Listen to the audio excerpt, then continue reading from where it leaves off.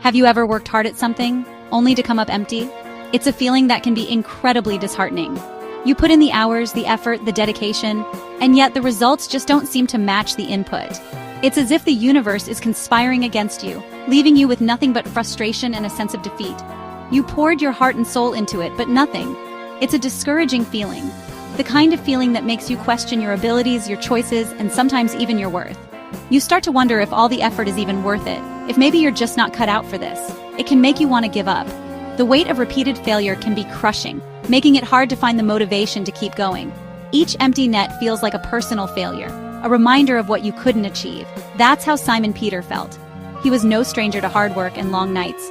As a fisherman, he knew the challenges of his trade, the unpredictability of the sea, and the patience required to wait for a good catch. He was a fisherman by trade. This wasn't just a job for him, it was his livelihood, his way of providing for his family. Every cast of the net was a hope for sustenance, every pull a prayer for abundance. He knew the Sea of Galilee like the back of his hand, its currents, its depths, its hidden spots where fish were known to gather. He had spent years learning its secrets, honing his skills, becoming one with the water. He had spent countless nights casting his nets, hoping for a good catch. The moonlight guiding his way, the sound of the water lapping against the boat, the anticipation of what each cast might bring. But this night was different. The fish weren't biting. No matter how many times he cast his net, it came up empty. The usual spots yielded nothing. The familiar rhythms of the sea seemed off. All night they cast their nets, over and over with growing desperation. Each cast was a plea, each pull a moment of hope dashed by the sight of an empty net. All night they pulled up nothing. Emptiness, disappointment. The weight of their failure growing heavier with each passing hour. The silence of the night amplifying their frustration. Peter, weary and frustrated, headed back to shore. Another fruitless night. The first light of dawn breaking over the horizon, a stark contrast to the darkness he felt inside. Another day of wondering how he would provide. The uncertainty gnawing at him, the pressure of responsibility weighing heavily on his shoulders. He knew the feeling of empty nets all too well. It was a feeling that had become all too familiar, a constant companion in his life as a fisherman. But little did he know, this night of emptiness was about to lead to a morning of unexpected abundance. The morning sun painted the sky with hues of pink and orange, casting a serene glow over the tranquil waters of Lake Gennesaret. The dawn was breaking, signaling the end of a long and arduous night for the fishermen. As Peter and his fellow fishermen reached the shores of Lake Gennesaret, their faces were etched with fatigue. The boats, once their vessels of hope, now seemed like burdens as they pulled them onto the shore. The air was heavy with the smell of salt and fish, a familiar scent that usually brought a sense of accomplishment. But today, it only served as a reminder of their fruitless efforts. Their hearts were heavy with disappointment. The night's labor had yielded nothing, and the weight of their empty nets mirrored the emptiness they felt inside. They dragged their empty nets onto the shore, each step a testament to their exhaustion. The silence was only broken by the rhythmic sloshing of the receding waves, a sound that usually brought peace but now felt like a cruel reminder of their failure. The waves lapped gently at the shore, their rhythmic motion a stark contrast to the turmoil in the fishermen's hearts. The night had been long, and their efforts had been in vain. They had worked tirelessly through the night, casting their nets again and again, hoping for a catch that never came.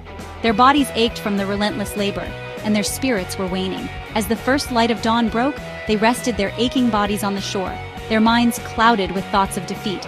The disappointment was palpable, a heavy weight that seemed to press down on them. Amongst the fishermen, a sense of defeat hung in the air.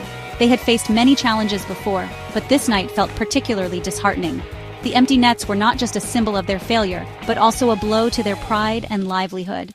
They washed their nets, the routine motions a stark reminder of their fruitless efforts. Each swipe of the net through the water seemed to echo their inner turmoil, a silent lament for the night's wasted labor. Little did they know, a life-changing encounter was about to unfold.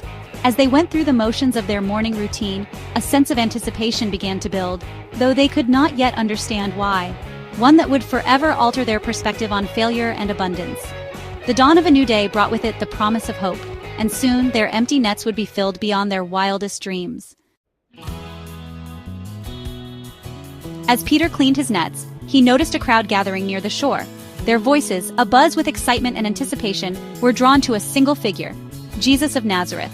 Jesus, with his message of hope and love, had been captivating hearts throughout the region. Seeing Peter's boat, Jesus approached him with a gentle smile. "Peter," he said, his voice calming amidst the growing crowd. "May I use your boat? I need to speak to the people, and it's difficult to be heard from the shore." Peter, despite his weariness, couldn't refuse. There was an air of authority about Jesus, a quiet power that commanded respect. He nodded.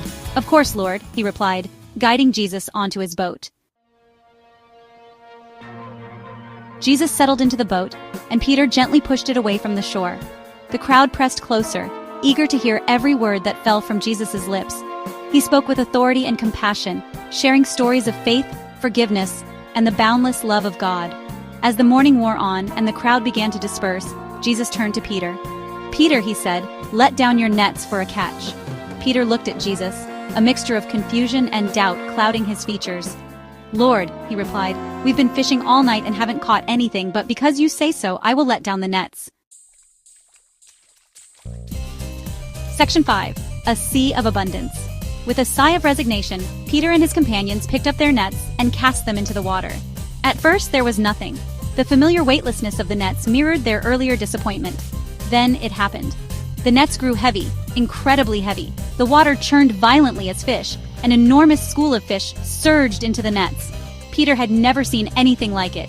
The nets strained under the weight, threatening to snap. The fishermen pulled with all their might, their faces a mixture of disbelief and elation. The boat began to sink lower in the water, weighed down by the sheer volume of their catch. It was a miracle, a demonstration of God's power. Section 6. Overwhelmed by grace. Peter, overwhelmed by the sheer magnitude of the catch, fell to his knees before Jesus. "Lord," he exclaimed, his voice trembling, "I am a sinful man, not worthy of this blessing." Jesus, his eyes filled with compassion, reached out and gently lifted Peter to his feet. "Don't be afraid, Peter," he said. "From now on, you will fish for people." The miraculous catch was more than just an abundance of fish. It was a symbol of God's grace and mercy, a testament to his power to transform even the most ordinary of circumstances into something extraordinary. Section 7. From Failure to Miracle. Throughout his life, Peter had known failure. He was no stranger to the bitter taste of defeat, the kind that gnaws at your spirit and leaves you questioning your purpose. Peter's journey was marked by countless nights spent on the water, battling the elements and hoping for a catch that would make it all worthwhile. Yet time and again, he returned to shore with empty nets and a heavy heart. He had experienced the frustration of empty nets, the kind that makes you doubt your skills and your worth. Each empty net was a reminder of his perceived inadequacies, a symbol of his struggles and setbacks. The weight of those empty nets was more than just physical. It was emotional and spiritual, a burden that seemed too heavy to bear. The disappointment of unmet expectations was a constant companion. Every time he cast his nets, he hoped for a different outcome, but the results were always the same. The shore became a place of reflection where he would sit and ponder his choices, wondering if he was on the right path. The lines on his face told a story of perseverance in the face of adversity. But on that day, Jesus showed him that even in failure there is hope. Jesus' presence brought a sense of calm and reassurance that Peter had never felt before. It was as if the weight of his failures was lifted, replaced by a newfound sense of purpose. Jesus' words were like a balm to his weary soul, offering a glimmer of hope in the midst of his despair. Even in the face of what seems impossible, God can make a way.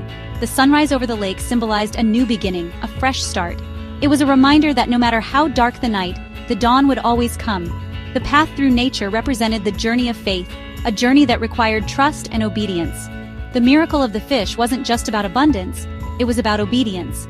Peter's willingness to follow Jesus' instructions, even when they seemed illogical, was a testament to his faith. The boat filled with fish was a tangible sign of God's provision, a reminder that when we trust in Him, He will provide for our needs in ways we cannot imagine. Peter had fished all night and caught nothing. The darkness of the night mirrored the darkness in his heart, a time of struggle and uncertainty. The empty boat was a stark contrast to the abundance that would soon follow, a symbol of the transformation that was about to take place. But when Jesus asked him to cast his nets again, he obeyed. Despite his exhaustion and doubt, Peter chose to trust in Jesus' words. His obedience was an act of faith, a step into the unknown. It was a moment of surrender, where he let go of his own understanding and relied on Jesus' guidance. He trusted in Jesus' words, even when they didn't make sense. This trust was not blind, it was built on the relationship he had with Jesus. Peter knew that Jesus had his best interests at heart, and that trust was the foundation of his obedience. It was a trust that transcended logic and reason, rooted in faith and love. And in that obedience, he witnessed the impossible. The sight of the net full of fish was a moment of awe and wonder. It was a miracle that defied explanation, a testament to the power of faith and obedience. Peter's amazement was not just at the abundance of fish, but at the realization that he was part of something greater than himself. He experienced the transformative power of faith. The miracle was not just in the fish, but in the change that took place within Peter. His faith was strengthened, his spirit renewed. The peaceful moment by the lake was a time of reflection and gratitude, a time to acknowledge the work of God in his life. He learned that when we surrender our will to God's, we open ourselves to his miracles. Surrendering was not a sign of weakness but of strength. It was an act of trust, a declaration that God's plans are greater than our own. Peter's raised hands were a symbol of his gratitude and surrender, a gesture of worship and praise. Even our failures can become miracles. Peter's story is a reminder that our failures are not the end, but a part of the journey. They are opportunities for growth, for learning, and for experiencing the miraculous. When we trust in God and follow his guidance, he can turn our failures into triumphs, our disappointments into joy. The celebration by the lake was not just about the fish, but about the journey of faith and the miracles that come from trusting in God. Section 8. Trusting in divine timing. We all face moments when we feel like we're fishing in empty waters. We work hard, we give it our all, but we see no results. It's easy to get discouraged, to lose hope, to want to give up. But the story of Peter reminds us that God's timing is perfect. Just when we're ready to give up, just when we think all hope is lost, God shows up. He surprises us with his goodness. He overwhelms us with his grace.